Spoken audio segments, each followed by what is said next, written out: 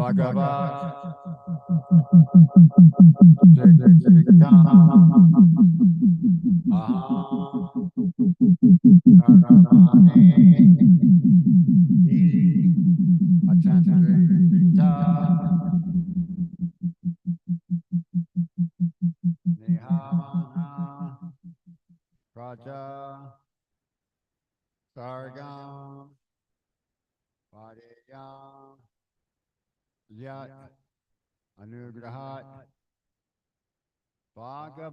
Shikshitamaha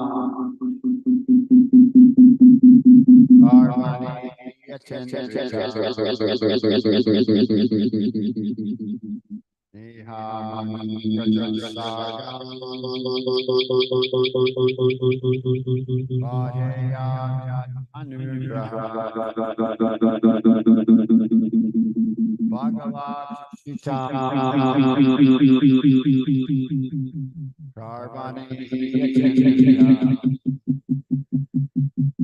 Yatan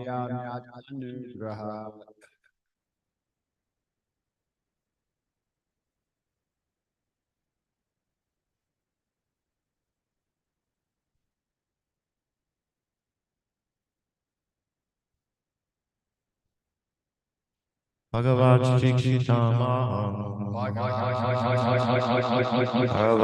Yatan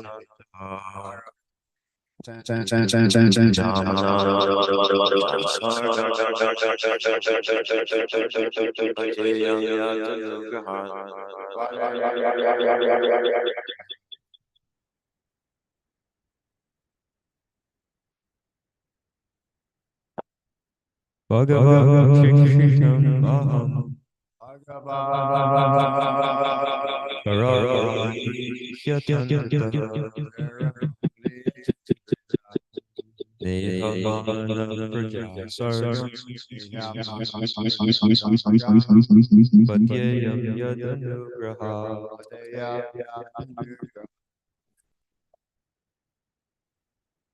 Bhagavan Shikshitam Aham Bhagavan Shikshitam Aham Karavani He Atantritaha Nehamana Prajasargam Patyayam Yad Anugrahat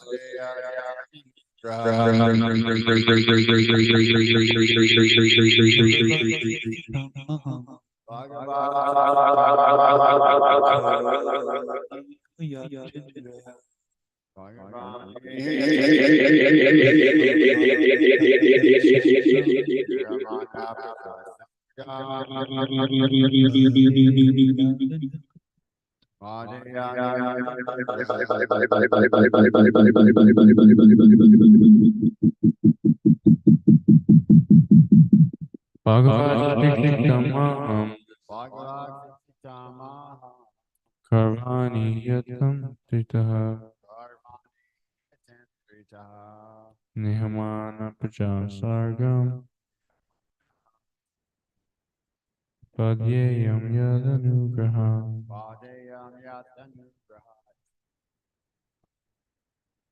Bhagavad Shikshitam Aham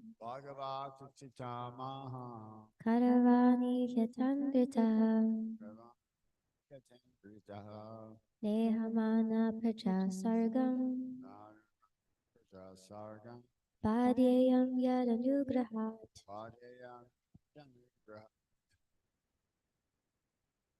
That's everybody we'll do the word by word.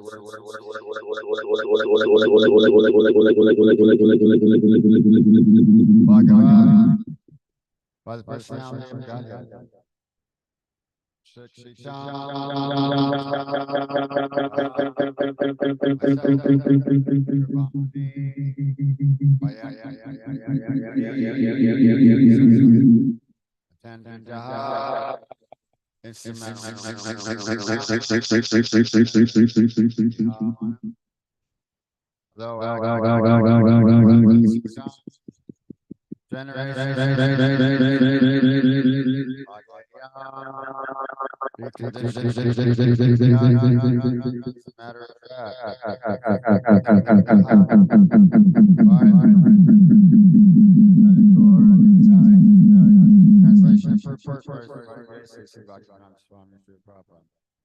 Please tell me so that I may be taught in the matter by the instruction of the personality of Godhead, and may thus act instrumentally to generate living entities without being conditioned by such activities. Brahmaji does not want to become a speculator, dependent on the strength of his personal knowledge, and conditioned to material bondage. Everyone should know in clear consciousness that one is, in the execution of all activities, an instrument.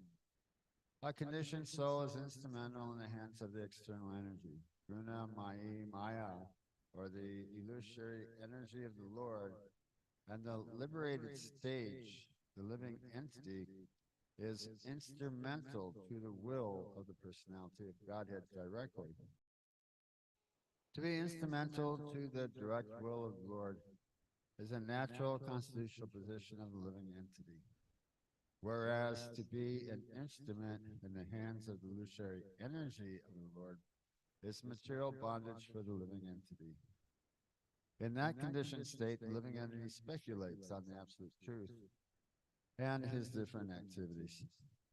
But in the unconditioned stage, the living entity directly receives knowledge from the Lord, and such a liberated soul acts flawlessly, without any speculative habit.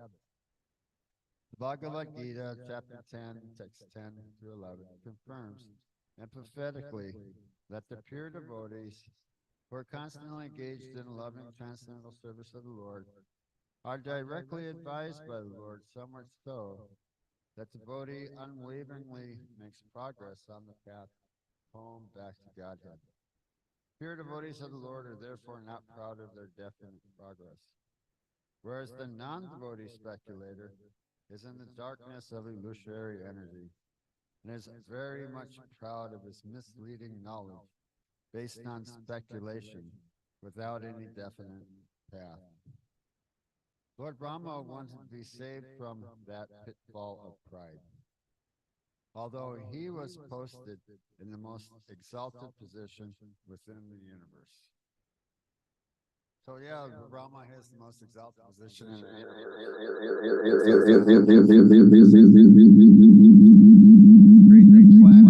Generating species of life throughout the planets. The lower species, humans, demigods, ghosts, right? Demons, demigods, devotees, yogis, materialists, industrialists, right? He's gonna create all these things. So, Prabhupada mentioned lots of times, you know, and it sounded pretty fair to me what he was saying, pretty sound. He's going, well, Maya created the brain of the big scientist, you know, the big nuclear physicist, big brain. So, and I've been reading and hearing more on this. Prabhupada was saying, man proposes, God disposes.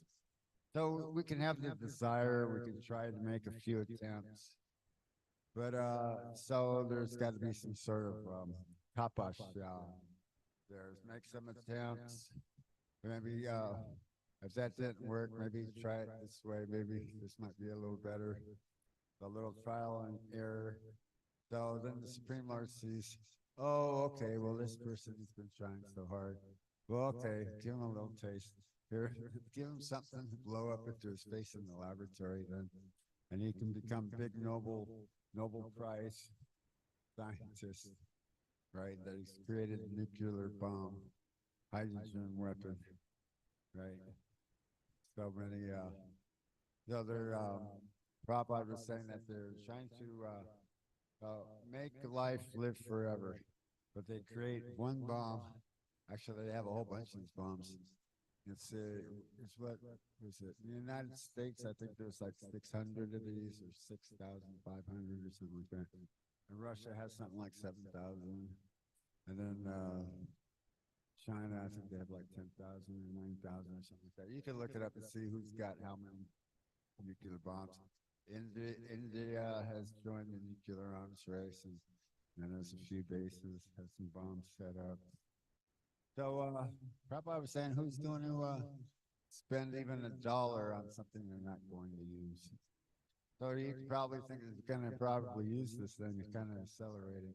They got more and more advanced weaponry, and it's all, I guess it's always speculative. World War III, very high-tech weaponry, you know, and the caption that they put on it would be World War III. Oh my God, check this stuff out. This thing can really do some real damage. This thing does a whole bunch of crazy stuff. You know, they got a whole bunch of these things. All robotic, what is it? Robotic technology. I guess they've got some dogs and some robotic soldiers. Got some things like that. But they nuclear hand weapons. So, anyways, they're the first 9 cantos of Srimad Bhagavatam is to explain or to understand how the Supreme Lord is the Supreme, how it is Supreme. Not to just jump forward to the 10th canto of Srimad Bhagavatam to the Ratha Lila, as the unscrupulous commentators do, or even spend 7 days on the banks of the holy place, a big Pandal festival, Srimad Bhagavatam recitation, but they don't exactly understand the first basics. And this is what we were just hearing what Krishna was just now explaining to Brahma. These verses from text 23 through 26, the chapter sloki. The original 4 slokas of Srimad Bhagavatam spoken to Lord Brahma. So the point of the fact of the matter is that the Supreme Lord is the creator. and that he existed before the creation. He maintains the universe and then annihilates the universe, and he will continue to exist. That the universe is eternally manifested and non-manifested, and that the spiritual world is the three-quarters of the spiritual sky. What Brahma saw, he saw the inhabitants with having 4 arms, and a Srupa city, where forms similar to the Lord, with uh, clothing that's lightning yellow or similar. And they had ornaments like the Lord. They're engaging in the devotional service. So this is the whole secret, is engaging in devotional service of Bhakti Yoga, not by some speculative method, right? How are we going to speculate, right, on Krishna's being set down by Mother Yasoda because the milk on the stove is boiling over. So Krishna, he gets mad, breaks the yogurt pots and feeds the yogurt to the monkeys. And then he's got a sense of humor too. He's going, this yogurt's so good. Even the monkeys won't eat it. He sees Mother Yasoda coming. So Mother Yasoda, she's in parental relationship with Krishna and his mother and son. So she has to chastise her son. So Krishna is the full expression of himself, is afraid. So how do you get like an impersonal Brahman, right? Or, showing emotions. See, that was the thing that Prabhupada was saying with worshiping of the impersonal Brahman. What are you talking about? Like love of God. Where's the question of love? Love of what? Love of a whiskey, cloud of bright light. There might be some sort of intuitive consciousness, some sort of an unembodied intelligence. There's that's what the Greek philosophers said. They like Plato, Aristotle, Plato, Nostradamus. Nostradamus took the hemlock. He believed in the eternality of the soul. So I'd say, okay, you believe the soul is eternal, eternality of the soul, your soul, not body. Humbermasmi, then take this hemlock poison.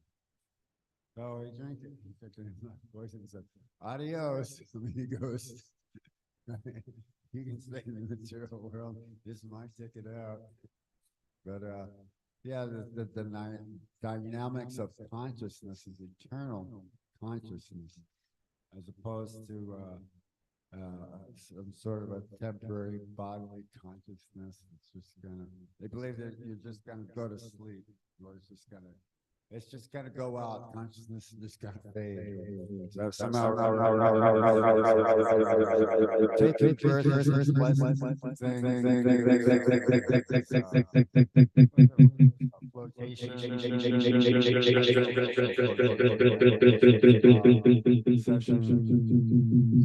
kind of float around in water. If it really is really good for the baby. The baby says that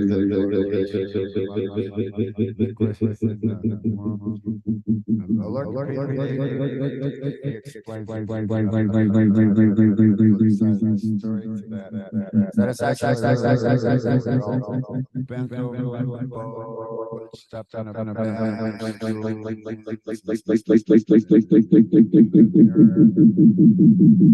and if you're taking one, bend your back, sit their knees, practically your chest or over their forehead, sit their face, right? Their hands, their arms. So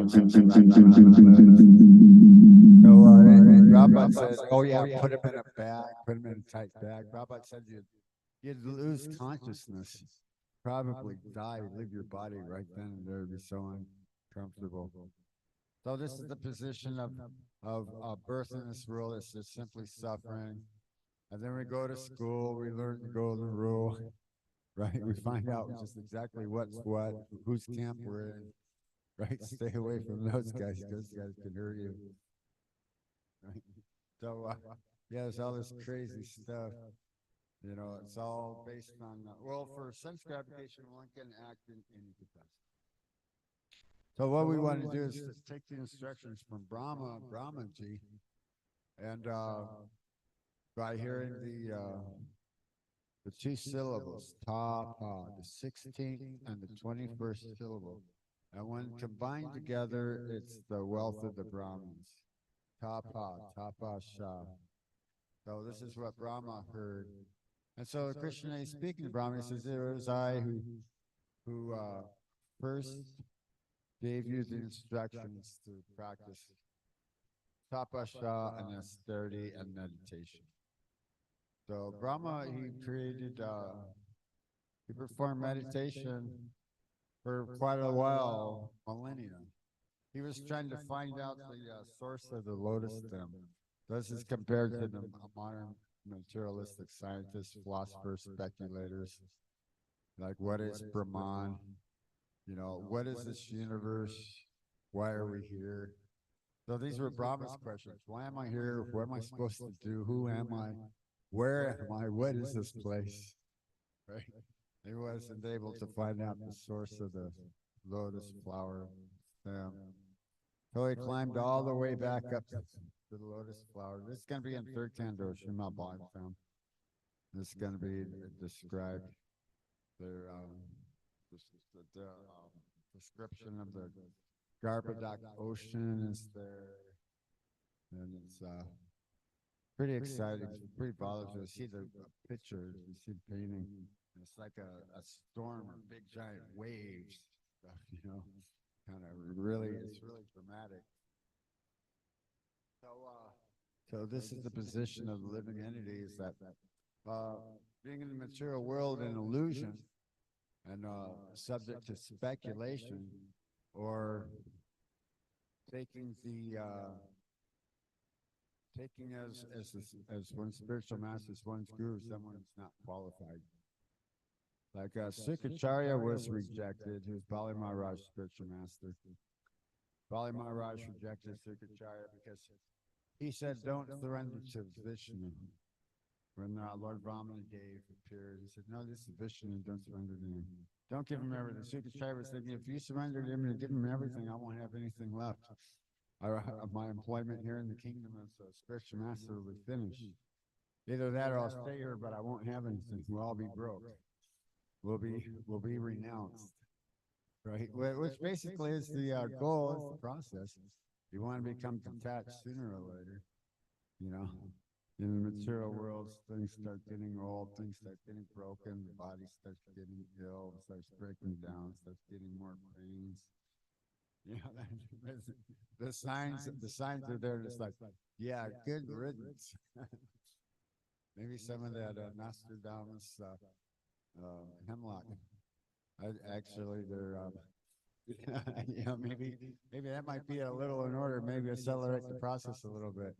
Yeah, basically, committing suicide is not allowed. One takes the birth of a ghost. So you can't take the easy way out. You'll take the form of a ghost, and that's just so horrible, not going back home, back to Godhead, like that. So that's our whole concentration. So what is it, Bhagavad Gita? It's the tortoise meditates on the eggs, hatches the eggs by meditation. The tortoise lays the eggs in the sand, and then goes out in the ocean and meditates on the eggs. Remember reading that? Yeah. So we're meditating and thinking about Krishna and destination. We're hearing in Bhagavad Gita verses where Krishna is saying, to those who are constantly devoted and worship me with love, I give the understanding which to come to me. So this is what's being established, and this is what's coming up in the next couple of verses, is that it's not by any speculative processes or artificially trying to control the senses, or meditating on impersonal Brahman, study Vedanta, worship of the demigods. It's, you know,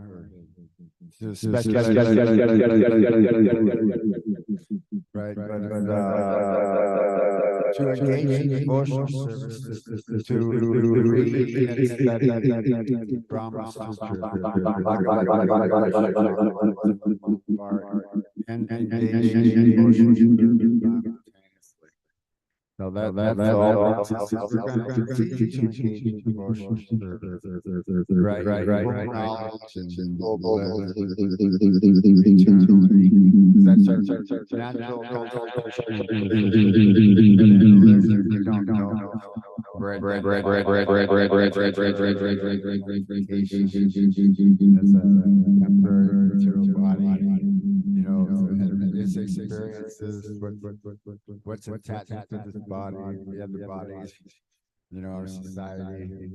You know, Prabhupada was saying that you're born in America now, right? You go to war against Vietnam, Russia, China, right? But now in your next life, you take place in those very same countries and go to war against the United States. Previous life, you're in America. Now you're Russian and go to war against the country that you were just born in. That was your national pride. Right, not anymore. Now that you've changed your body, now your national pride is Russia. And you forget all about being American before. You know, or be born in China.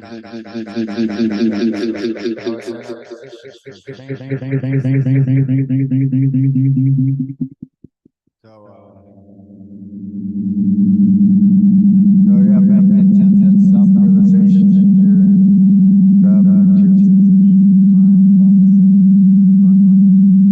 remembering Krishna. Saying, always think of me, become my mother. Offer your arms up to me, that's what's coming from that will. Krishna saying, those who are going to be devoted, love, understand where one's come from. So,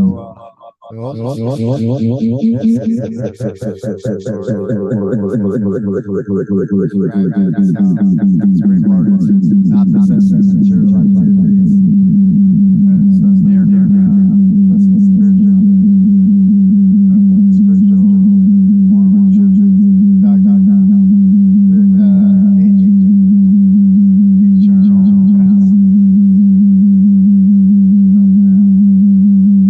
That are wonderfully to see. What is this? They're passing out. Krishna was captured in the coils of Kaliya, Jamuna. Jamuna was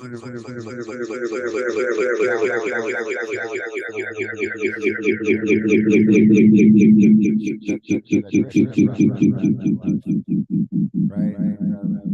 The inhabitants, they just simply see Krishna and Radha. Oh,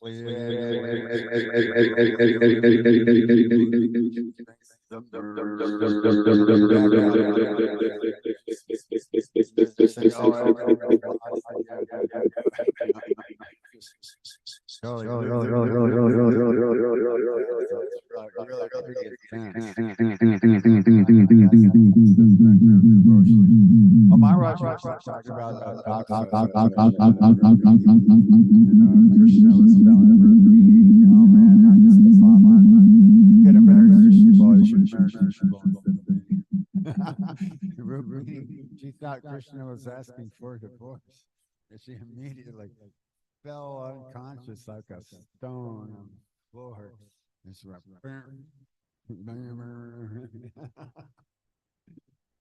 so Krishna, he apologizes. And she says, yes, what you say, that you are a puppet. He's never attached to being in one place or another, attached to one person or another, or all his riches. He's the most renounced.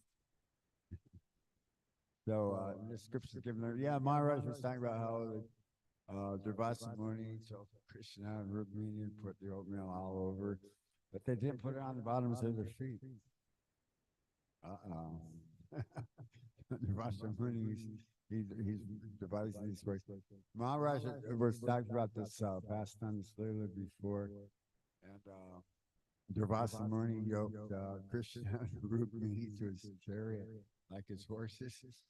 And he was on his chariot, he had the whip, and he was trying to get him to run to pull the chariot. And he goes, so what was it? Narada Muni comes by and says, you know, he happens to be the Supreme Lord. Depending on how you treat the Supreme Lord. But Krishna is so inclined towards the Brahmanas. They'll do anything for the Brahmanas like that. So the Brahmanas are very, very important in society. Brahmanas and cows, go Brahmana and tie job, right? So, is there any points of discussion we can discuss?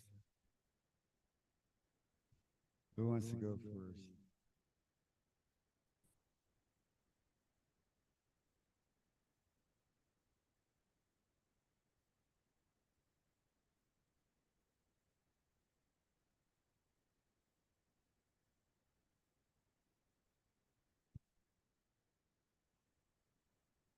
Hare Krishna.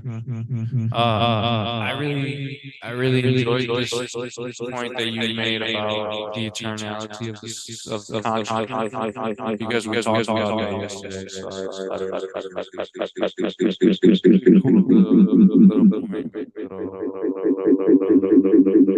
thought it was nice. Yeah, Yeah.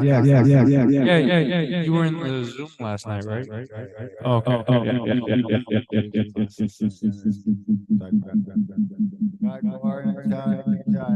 Yeah, so scientists, they don't even know consciousness actually.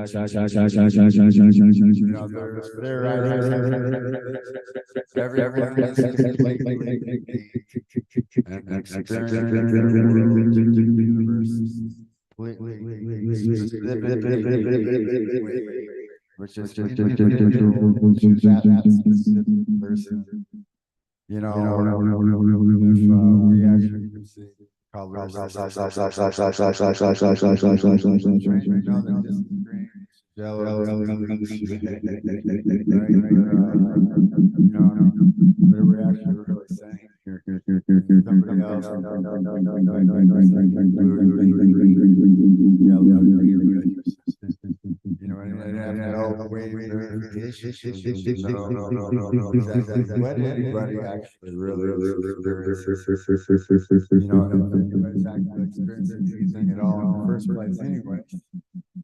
You know, like that. Says that the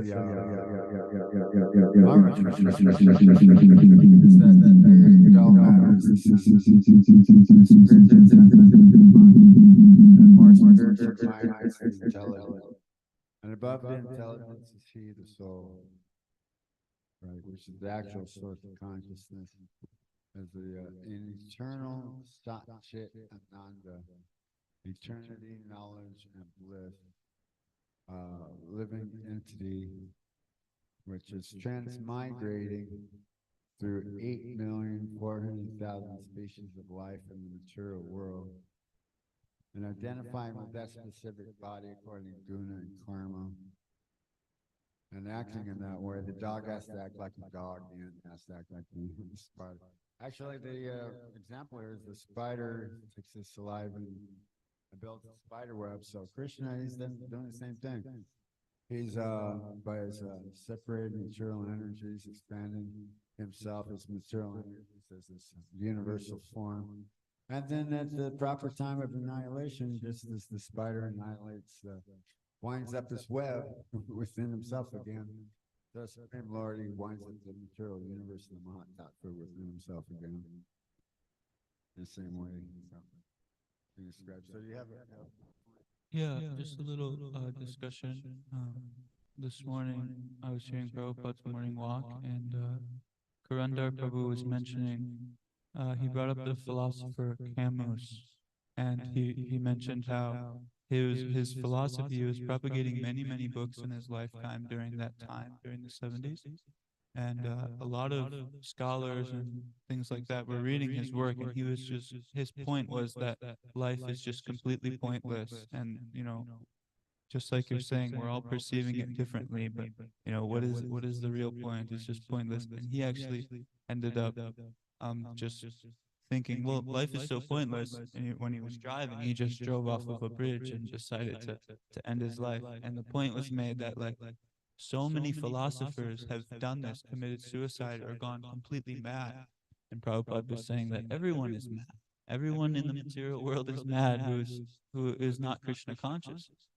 But it made me think, we may lose our madness when we become Krishna conscious, but it's to achieve another kind of madness, because we know that this material world is no place for the living entities. So it's inherent, I'm thinking, that for somebody to become mad either way, you either become mad after Krishna or you become mad after nonsense, Yeah, after Krishna Dada. states in Bhagavad Gita that when he reads this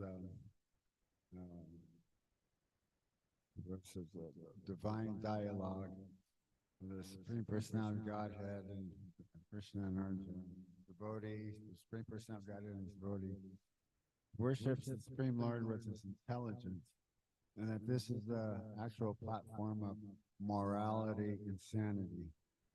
Krishna states that in Bhagavad Gita, right? But yeah, we'll become mad for Krishna. You had to forget everything else in the material world. You know, it's just dragging you down, just staying in the material world, going back into more and more into illusion.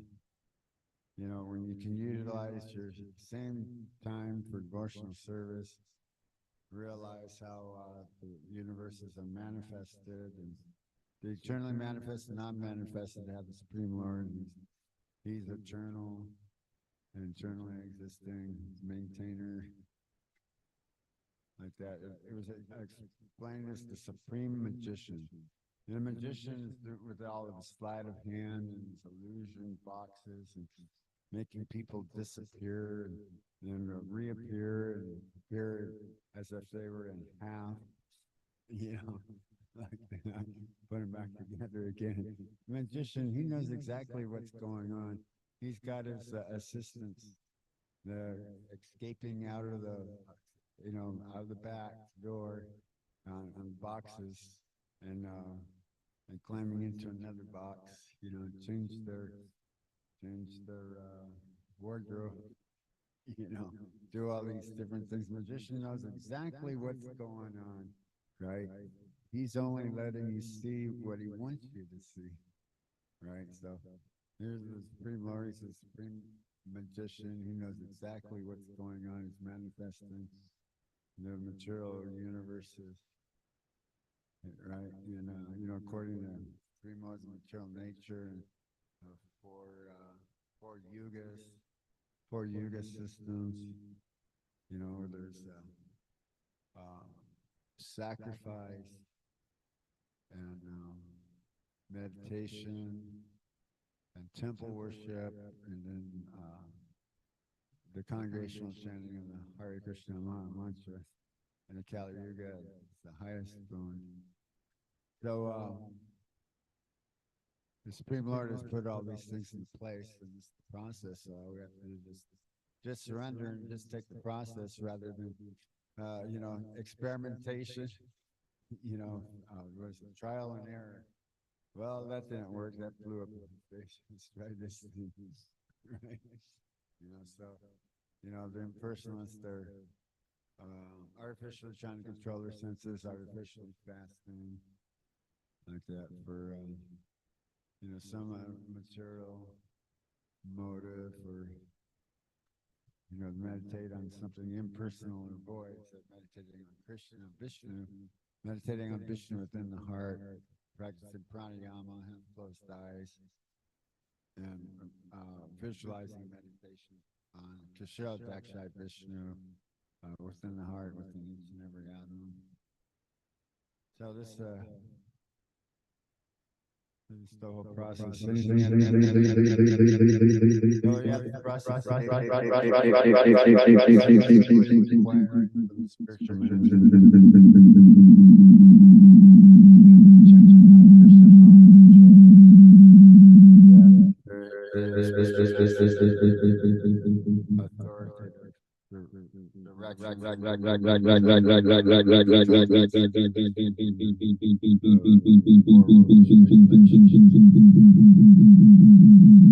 other questions?